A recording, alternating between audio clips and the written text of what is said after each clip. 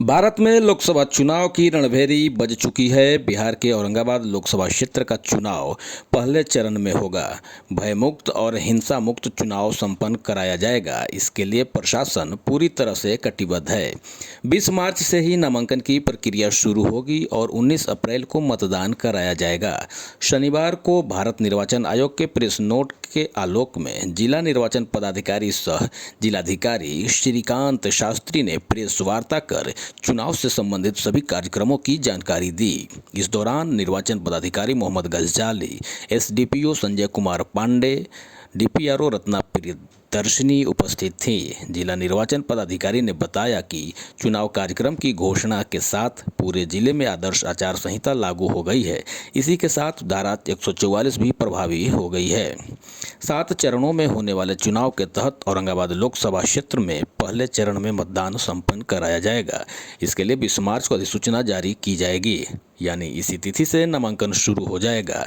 28 मार्च को नामांकन की अंतिम तिथि है। 30 मार्च को नामांकन प्रपत्रों की जांच होगी। यदि कोई प्रत्याशी अपना नाम वापस लेना चाहे तो 2 अप्रैल को नाम वापसी की तिथि निर्धारित है। 19 अप्रैल को मतदान होगा व 4 जून को मतगणना की प्रक्रिया संपन्न कराई जाएगी। चुनाव के दौरान औरंगाबाद लोकसभा क्षेत्र में सुरक्षा के कड़े इंतजाम किए गए हैं।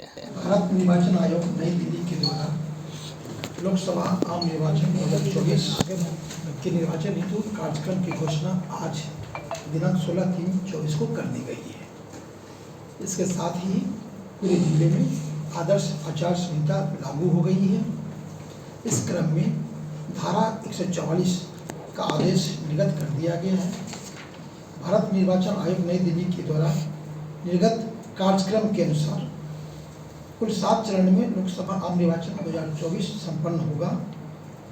37 लोकसभा औरंगाबाद संसदीय क्षेत्र का चुनाव प्रथम चरण में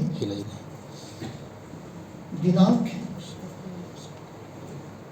19/4/24 को निर्धारित किया गया है। अधिसूचना 20/3/24 को जारी की जाएगी। नाम निर्देशन पत्र दाखिल किए जाने की अंतिम तिथि 28/3/24 होगी।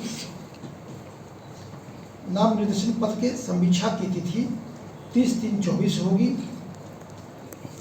अभ्यर्थिता वापसी की अंतिम तिथि 2/4/24 होगी एवं मतगणना की तिथि 4/6/24 निर्धारित की गई है। पूरी निर्वाचन प्रक्रिया 6 जून 24 तक समाप्त हो जाने की घोषणा की गई है भारत निर्वाचन आयोग के द्वारा। आदर्श आचार संहिता लागू करने हेतु 18 फ्लाइंग स्क्वाड का गठन किया गया है। प्रेस नोट जारी होने के साथ आदर्श आचार संहिता राजनीतिक दलों, अभ्यर्थियों तथा अन्य व्यक्तियों पर राजनीतिक कार्यों के निष्पादन के संबंध में समान रूप से लागू हो जाती है। आदर्श आचार संहिता लागू होने के साथ गवर्नमेंट प्रॉपर्टी से 24 घंटे में, पब्लिक प्रॉपर्टी से 48 घंटे में तथा प्राइवेट प्रॉपर्टी से 72 घंटे के अंदर राजनीतिक प्रचार प्रसार से संबंधित पोस्टर हटा लेना है। हमारे पदाधिकारियों के द्वारा प्रखंड स्तर पर एवं नगर निकाय के जो संबद्ध पदाधिकारी हैं, मंडल पदाधिकारी के द्वारा पोस्टर हटाने का कार्य प्रारंभ कर दिया गया है। डिस्ट्रिक्ट कंट्रोल रूम हमारा 24/7 कार्यरत रहेगा। उसके अलावा सी विजिल की मॉनिटरिंग 24/7 क्रियाशील रहेगी। पुलिस के द्वारा पुलिस से ही त्वरित कार्रवाई की जा रही है। हमारे पास 1547 शस्त्र लाइसेंस धारी हैं। सबका सत्यापन लगभग करा लिया गया है। लगभग 300 के द्वारा शस्त्र को जमा करा लिया गया है।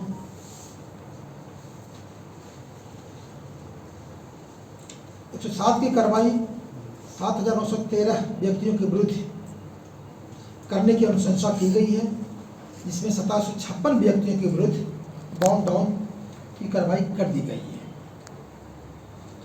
जो अजमानतीय वारंट हैं नाउ 985 ऐसे लोग हैं जिनके विरुद्ध में कार्रवाई की जा रही है।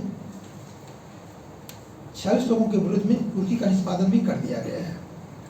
इसके अतिरिक्त जो व्यक्ति आपराधिक प्रवृत्ति के हैं वैसे 44 लोगों को चिन्हित किया गया है। CCA 3 की कार्रवाई उनके विरुद्ध में की जा रही है। हमारे जिला का जो अंतर्राज्यीय सीमा है, झारखंड का जो पलामू जिला है, उनसे हम लोग की वार्ता बीच बीच में होती रहती है। हम लोग एक दूसरे के संपर्क में हैं।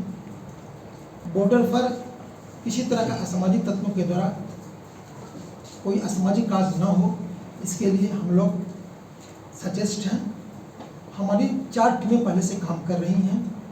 अब SST के गठन के बाद हमारी और भी टीमें कार्य करने वहाँ पर हो जाएगी।